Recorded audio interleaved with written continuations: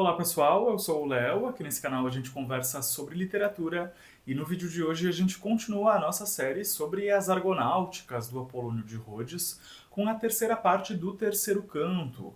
Hoje a gente vai ler dos versos 1223 até o final do terceiro canto. E lembrando que para quem quiser assistir aos vídeos anteriores dessa série e também aos próximos, aqui na descrição desse vídeo tem um link com a playlist das Argonáuticas. No vídeo anterior, Medeia entregou ervas mágicas para Jasão, que dariam uma enorme força para ele enfrentar o desafio, além de proteger ele contra golpes. E à noite, Jasão segue todas as instruções de Medeia em um ritual à deusa Hécate, para que as ervas fizessem efeito no momento da prova, que aconteceria na manhã seguinte. E enquanto amanhecia, o rei Etes se preparava para ir assistir o desafio de Jasão, imaginando que Jasão não sobreviveria ao desafio, porque Etes ainda não sabia que a filha dele, a Medeia, estava ajudando Jasão secretamente e tinha entregado para Jasão um preparado de ervas encantatórias que fariam com que Jasão tivesse uma força além do humanamente possível. Etes então veste a melhor armadura, já se imaginando saboreando a vitória que ele imaginava que teria contra Jasão, e então parte para o campo onde essa prova seria realizada, e quando chega lá, uma multidão também já aguardava o início dessa prova. E enquanto isso, Jasão também se preparava para a prova e seguia as instruções de Medeia. Jasão então esfregava as ervas mágicas que Medeia tinha dado para ele no corpo, junto com óleos, e como a gente acompanhou no vídeo anterior, essas ervas mágicas dariam uma imensa força para ele e também fariam com que ele resistisse ao fogo e a golpes de armas. Jasão também usa essas ervas para untar o escudo, a espada e a lança, e para testar se essas ervas realmente funcionavam, ele pede que os companheiros tentassem quebrar a lança dele, mas ninguém conseguia quebrar aquela lança, e isso mostrava que de fato as ervas funcionavam e que a ajuda de Medeia era real. E depois de se untar com essas ervas, Jasão não perde tempo e vai logo para o campo onde a prova seria realizada. E ele vai com pressa, porque o efeito dessas ervas tinha uma duração limitada. E ele não poderia arriscar que as ervas parassem de fazer efeito no meio da prova, porque daí ele estaria exposto a perigos, não teria mais uma super força, não seria mais resistente a golpes, e seria só um ser humano normal.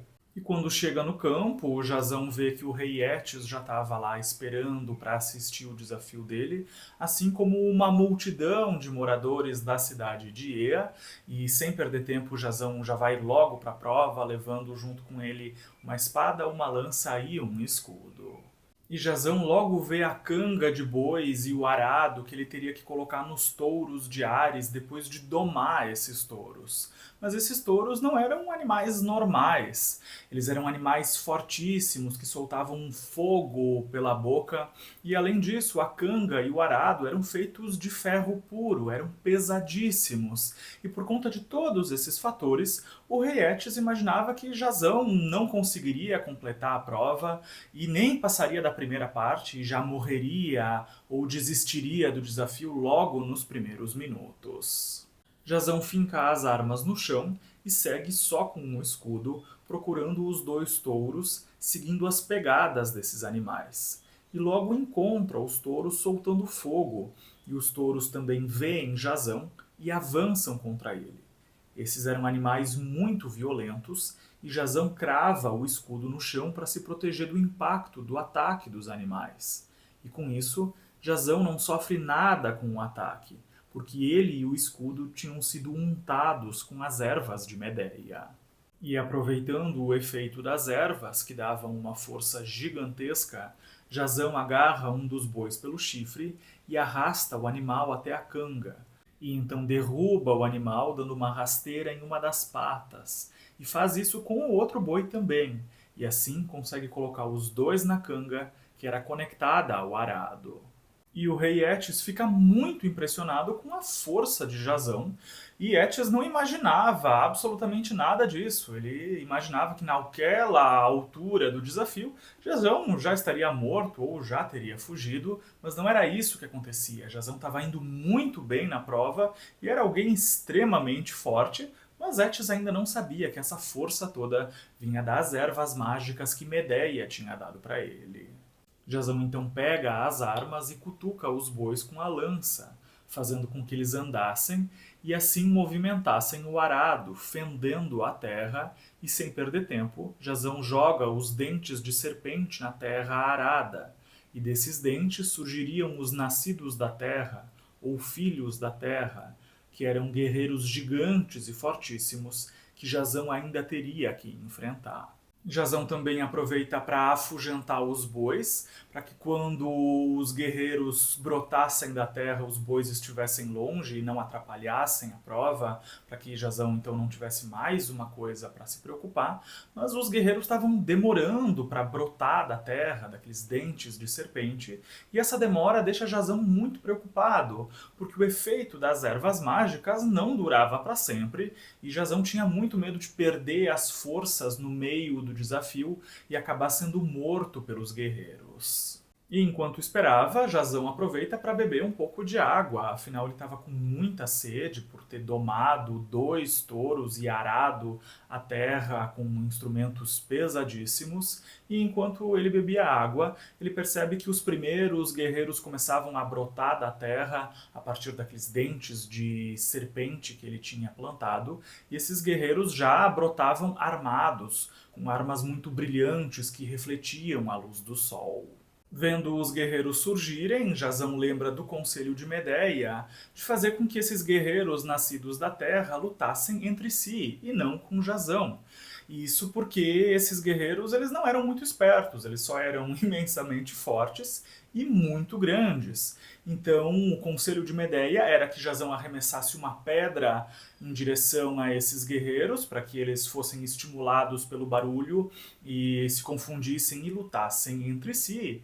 E é exatamente isso que Jazão faz. Ele pega uma pedra enorme e arremessa contra os guerreiros e se esconde atrás do próprio escudo. E enquanto isso, na plateia, o rei Etes observava aquela cena espantado, porque Jazão tinha arremessado uma pedra gigantesca e Etes não conseguia entender como que Jazão era tão forte. Com o barulho e o movimento da pedra, os guerreiros nascidos da terra se confundem e começam a atacar uns aos outros. E Jazão aproveita a confusão para também golpear essas criaturas, para a prova terminar o mais rápido possível.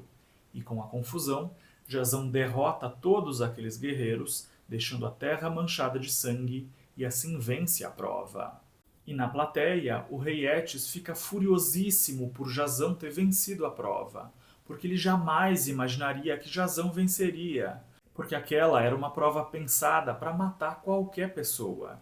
Era uma prova impossível, mas Jazão tinha conseguido e o rei Etes ainda não sabia como. E Etes tinha prometido para Jazão que daria o tozão de ouro para ele caso ele vencesse a prova, como a gente acompanhou na primeira parte do terceiro canto. Mas Etes não imaginava que Jazão venceria a prova, porque aquela era uma prova pensada justamente para matar Jazão. Então ele fica furioso e volta para o palácio muito irritado e pensando em uma maneira de descumprir a própria promessa e não entregar o tozão de ouro para Jazão. Nesse ponto termina o canto 3 e a partir do próximo vídeo, com o canto 4, a gente vai acompanhar o que o rei Etes vai fazer para não cumprir a própria promessa e também quais vão ser os desdobramentos dessa vitória de Jazão. Esse então foi o nosso vídeo de hoje, agradeço muito a companhia de vocês e a gente se vê de novo no próximo vídeo com a primeira parte do canto 4 das Argonáuticas do Apolônio de Rhodes. Um abraço e até lá!